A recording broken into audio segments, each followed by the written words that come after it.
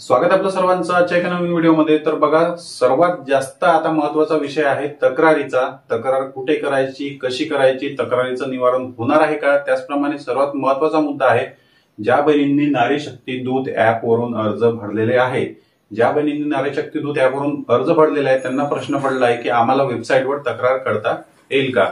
ज्या 26 लाख बहिणींचे अर्ज स्थगित केलेले आहे, पैसे शासनाने थांबवलेले आहे, त्या बहिणी आता जून महिन्याचा 12वा हप्ता किंवा जुलै महिन्याचा हप्ता 13वा हप्ता आपल्याला मिळेल का, या गोष्टीची वाट पाहत आहे।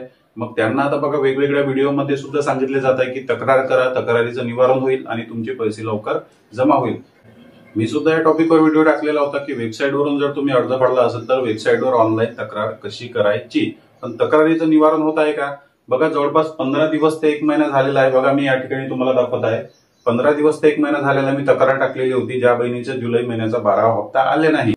अजूनपर्यंत तक्रार जी आहे ती रिव्ह्यू मध्येच दाखवते, अजूनपर्यंत तक्रारीची निवारण झाली नाही किंवा त्या बहिणीच्या खात्यामध्ये पैसे जमा झाले नाही। बघा, तुम्हाला जर तक्रार करता येत नसेल, तुमच्याकडे ऑप्शन नसेल, तुम्ही नारी शक्ती दूत ऍपवरून अर्ज भरला असेल आणि तुम्हाला जर तक्रार करता येत नसेल तर तक्रार करण्याची गडबड सुद्धा करू नका। मी असं का म्हणत आहे तुम्हाला समोर समजून सांगणार आहे। सर्वात आधी समजून घ्या, वेबसाईटवरून जर तुम्ही अर्ज भरला, वेबसाईटवरून जर अर्ज भरला असेल आणि तुम्हाला स्वतः तक्रार करता येत नसेल तर तुम्ही दुसऱ्या कोणत्याही आयडी पासवर्ड वरून वेबसाईटवरच तक्रार करू शकता। वेबसाईटवर अर्ज भरला असेल तर वेबसाईटवर तुम्ही तक्रार करू शकता, पण तक्रार भरपूर दिवसापासून पेंडिंग मध्ये आहे। त्यावर शासनाचं लक्ष आहे की नाही, किंवा शासन त्या तक्रारीचं निवारण करत आहे का, तक्रार शासनाकडून चेक केली जात आहे का, याबद्दल अजूनपर्यंत काहीच क्लिअर होत नाही। जवळपास 1 ते 1.5 महिन्याचा कालावधी शासनाकडून घेतला जात आहे तक्रारीचं निवारण करण्यासाठी। झाला वेबसाईटचा विषय। जवळपास 1 कोटी बहिणी अशा आहे की त्यांनी नारी शक्ती दूत ऍपवरून अर्ज भरलेला आहे आणि 26 लाख बहिणीमध्ये सुद्धा त्यांचं नाव आहे, जे अपात्र केलेलं आहे 26 लाख बहिणीमध्ये सुद्धा त्यांचं नाव आहे। आणि नारी शक्ती दूत जी काही ऍप आहे, नारी शक्ती दूत ऍप ही आधीपासूनच बंद झालेली आहे, म्हणजे जवळपास ऑगस्ट नोव्हेंबर महिन्यापासून ही ऍप बंद झालेली आहे। ती लॉग इन होत नाही, ओपन होत नाही आणि अर्ज सुद्धा चेक करता येत नाही, काहीच स्टेटस पाहता येत नाही, ना अर्ज चेक करता येत, ना पेमेंटची स्थिती चेक करता येत। मग आता त्या बहिणीला जर अर्ज चेक करायचा आहे, आता त्या बहिणींना जर तक्रार करायची आहे, त्या बहिणींना तक्रार करायची आहे तर वेबसाईटवर तक्रार होईल का? वेबसाईटवर तक्रार करता येत नाही। नारी शक्ती दूत ऍपवरून जर अर्ज भरला असेल तर वेबसाईटवर तक्रार करता येत नाही। त्या ठिकाणी जर तुम्ही नोंदणी क्रमांक टाकला, अप्लिकेशन नंबर टाकला तर application doesn't exist, application doesn't exist. बघा, आपल्या एका सबस्क्रायबरने कमेंट केलेली आहे, त्यांनी नारी शक्ती दूत ऍपवरून अप्लिकेशन भरली होती आणि त्यांनी वेबसाईटवर जेव्हा तक्रार करण्याचा प्रयत्न केला तर अप्लिकेशन डझंट एक्झिस्ट असं या ठिकाणी लिहून येत आहे। म्हणजे याचा अर्थ काय, तर नारी शक्ती दूत ऍपवरून जर तुम्ही अर्ज भरला असेल तर तुमचा अर्ज वेबसाईटवर घेतला जात नाही। मग काय करायचं, मग कोणता उपाय आहे, त्यासाठी काय करायचं? बघा, एकतर मी तुम्हाला 2 सोपे सरळ मार्ग सांगणार आहे आणि थोडं मार्गदर्शन सुद्धा या व्हिडिओमध्ये करणार आहे। बघा, तुम्ही जर नारी शक्ती दूत ऍपवरून अर्ज भरला असेल आणि वेबसाईटवर तुमचा अर्ज सबमिट होत नसेल आणि 100% सबमिट होतच नाही, ऑनलाईन तरी तुम्हाला तक्रार करता येत नाही, वेबसाईटवर सुद्धा तक्रार तुम्ही करू नका आणि करता येतही नाही। मग काय करायचं? शेवटचं तुमच्यासाठी ऑप्शन आहे की तुम्ही जिल्हाधिकारी कार्यालय, पंचायत समिती कार्यालय म्हणजे जिल्हाधिकारी कार्यालय या ठिकाणी महिला व बालविकास विभागामध्ये तुम्ही तक्रार करू शकता। त्या ठिकाणी तुम्ही लेखी तक्रार सुद्धा करू शकता। म्हणजे काही तुमचा आधार कार्ड आहे, नोंदणी क्रमांक तुमच्याकडे असेल, नसेल तरी पण चालणार आहे, आधार क्रमांक दिला तरी चालणार, आधार क्रमांकाची झेरॉक्स तुम्ही लावली तरी चालेल आणि लेखी अर्ज तुम्ही देऊ शकता। त्या ठिकाणी या कारणामुळे आमचा अर्ज रद्द झालेला आहे आणि या सर्व अटीमध्ये आम्ही बसतो, अशा प्रकारे काहीतरी एक मॅटर बनवून तुम्ही त्या ठिकाणी अर्ज देऊ शकता। आणि बघा, जर आता ऑप्शन सोडलेला नाही, तुम्हाला महिला व बालविकास विभागामध्ये जायचं नाही किंवा तुमची ऑनलाईन तक्रार होत नाही, तर मग तुमच्याकडे शेवटचं ऑप्शन काय आहे, तर तुम्हाला फक्त वाट पाहायची आहे। वाट कोणत्या कोणत्या बहिणींना पाहिजे आहे? ह्या 26 लाख पूर्ण बहिणींना। आता वेबसाईटवरून अर्ज भरला असेल, तक्रारीचं निवारण होत नाही, नारी शक्ती दूत ऍपवरून अर्ज भरलेला आहे, तक्रार करता येत नाही, मग तुम्हाला शेवटचं ऑप्शन काय आहे, तर फक्त वाट पाहायची आहे। कशाची वाट पाहायची? जी काही शासनाने पडताळणी करणार असं सांगितलेलं आहे, त्याच गोष्टींची तुम्हाला वाट पाहायची आहे।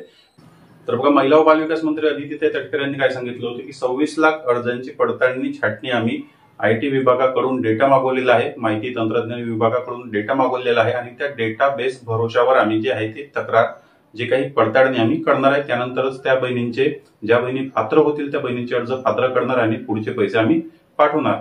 तर बघा, जर तुम्ही तुमच्या अर्जाची तक्रार करत असाल आणि हे लोक जर तुमच्या अर्जाची पडताळणी करण्यासाठी वाट पाहत असेल तर मग तक्रार करून फायदा तरी काय आहे? मग तक्रार करून बिलकुल फायदा नाही. शेवट तुमच्या अर्जाची पडताळणी होणारच आहे.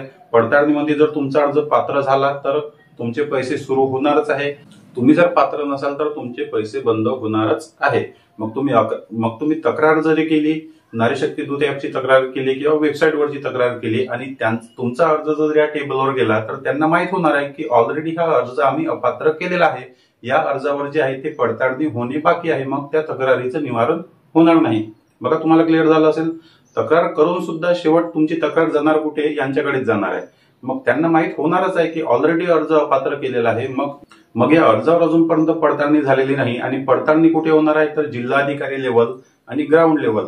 महिला व बालविकास मंत्री अदितीताई तटकरे यांनी काय सांगितलं होतं की ग्राउंड लेवलवर आम्ही पडताळणी करणार आहे. म्हणजे तुमचं जे काही पंचायत समिती आहे, जिल्हा परिषद, नगरपालिका आहे, त्यांचे जे काही अधिकारी आहे किंवा आशा सेविका, अंगणवाडी सेविका, ग्रामपंचायत लेवलवर तुमची पडताळणी होणार. अधिकारी किंवा अंगणवाडी सेविका स्वतः तुमच्या घरी येऊन चेक करणार की तुमच्या राशन कार्डवर कोणत्या 2 बहिणींचे अर्ज पात्र ठेवायचे, या बहिणीचे अर्ज पात्र ठेवायचे की त्या बहिणीचे अर्ज पात्र ठेवायचे, किंवा कार आहे का, किंवा कार तुमच्या आता नावावर आहे का, किंवा आता तुमच्याकडे किती प्रॉपर्टी आहे, किती लोक कमावते, हे सर्व ग्राउंड लेवलवर पडताळणी जेव्हा होणार आहे. पडताळणी झाल्याशिवाय तुमचे अर्ज जेव्हा पात्र ते लोक करणार नाही तर मग तक्रार करून नेमका फायदा काय होणार? तक्रार करून नेमका फायदा काय होणार मला सांगा. तुम्हाला क्लिअर झालं असेल. तक्रार करायची असेल तर तुम्ही, तक्रार होत असेल तर करा. ज्या लोकांनी वेबसाईटवर अर्ज भरलेला आहे त्यांची तक्रार होत आहे. मी असं म्हणणार नाही की तक्रार करू नका, तक्रार करू नका असं म्हणणार नाही. तक्रार होत असेल तर करा, चांगलीच गोष्ट आहे. होत असेल तर करा. पण नारी शक्ती दूत ॲपवरून जर अर्ज भरला आहे आणि तक्रार होत नाही आणि शासनाने जर त्यासाठी काहीच मार्ग ठेवला नाही तर टेन्शन सुद्धा घेऊ नका. टेन्शन सुद्धा घेऊ नका. जे काही मी तुम्हाला माहिती दिली, पडताळणी झाल्यानंतरच तुम्ही पात्र असाल तर अर्ज तुमचे पात्र करणारच आहे. अर्ज तुमचे पात्र करणारच आहे आणि पैसे तुम्हाला पाठवणार आणि तुम्हाला पैसे मिळणारच आहे. मग तक्रार करून सुद्धा जर तुमचा अर्ज इथेच जात असेल तर मग तक्रार जर नसेल होत तर मग टेन्शन कशाला घ्यायचं? मग टेन्शन घेण्याची काहीच गरज नाही. मग तक्रार होत नसेल, करता येत नसेल तर मग टेन्शन घ्यायचं नाही. शेवट पडताळणीमधूनच जर तुमचे अर्ज पात्र होत असेल आणि तुम्ही पात्र असाल तर मग टेन्शन घेण्याचं काम नाही. पात्र नसाल तर मग तक्रार करून सुद्धा तुम्ही पात्र होणार नाही. जर तुम्ही पात्र नसालच तर तक्रारीमध्ये सुद्धा तुमचा अर्ज रद्दच होणार आहे. मग त्यामुळे टेन्शन घेऊ नका. जर तुमच्या पडताळणी स्क्रुटिनीमध्ये तुम्ही पात्र असाल तर 100% तुम्हाला पात्र करण्यात येणारच आहे. आता बघा, शासनाची सुद्धा या ठिकाणी भरपूर चुकी आहे. शासनाने सुद्धा ही योजना सुरू करताना भरपूर चुका केलेल्या आहे आणि आता सुद्धा चुका सुधारवण्याचा सरकार प्रयत्न करत नाही. आता तरी शासनाने चुका सुधारवायला पाहिजे. एकतर वेबसाईट चालत नाही. नारी शक्ती दूत ॲपवरून ज्या महिलांनी अर्ज भरले त्यांचे अर्ज त्यांना चेक करता येत नाही. मग कमीत कमी एक वेबसाईट तरी तुम्ही तयार करू शकता. 1 वर्षामध्ये तुम्ही एक वेबसाईट तरी तयार करू शकता. शासनाला माझी विनंती आहे की एक वेबसाईट तयार करा आणि पूर्ण जे काही 2.5 कोटी बहिणींचे अर्ज आहे त्या वेबसाईटवर तुम्ही टाका. त्या वेबसाईटवर टाका आणि आधार नंबरवरून किंवा मोबाईल नंबरवरून त्या बहिणी त्यांचा अर्ज चेक करून घेतील की त्यांचे अर्ज डिसअप्रूव्ह आहे का, अप्रूव्ह आहे का, किंवा पेमेंटची स्थिती काय आहे. हे तरी सरकारने एक महत्वाचं काम केलं तर लाखो बहिणींना जो आहे तो दिलासा मिळणार आहे. त्यावरच तुम्ही तक्रारीचं ऑप्शन सुद्धा द्या की कोणत्या कोणत्या कारणामुळे तुमचे अर्ज रिजेक्ट केले किंवा काय डॉक्युमेंट सबमिट करायचे आहे, काय वर्णन त्या ठिकाणी करायचं आहे तक्रारीमध्ये, हे तुम्ही करू शकता. पण शासनाने म्हणजे नेमके हे अधिकारी काय करत आहे, नेमके या योजना संबंधित मंत्री काय करत आहे, म्हणजे या फक्त शासनाचं लक्ष काय आहे की या योजनेमधून महिलांना कसं कमी करायचं, या योजनेमधून महिलांना कसं कमी करायचं यामध्येच लक्ष आहे. योजना सोपी कशी करायची, महिलांसाठी ही योजना सोपी कशी करायची यामध्ये कोणत्याच अधिकाऱ्याचं किंवा कोणत्याच मंत्री लोकांचं लक्ष नाही. तर बघा, आता तुम्हाला समजलं असेल की तुम्हाला तक्रार करायची आहे की नाही. तुम्हाला तक्रार तुमची होत असेल तर तुम्ही तक्रार करा, नसेल होत तर काळजी करू नका. पडताळणीनंतर जे काही ते रियालिटी आहे ते पूर्ण शासनाची समोर येईल. चॅनलवर नवीन असाल तर व्हिडिओला लाईक आणि चॅनलला सबस्क्राईब नक्की करा. भेटूया नेक्स्ट व्हिडिओमध्ये. धन्यवाद.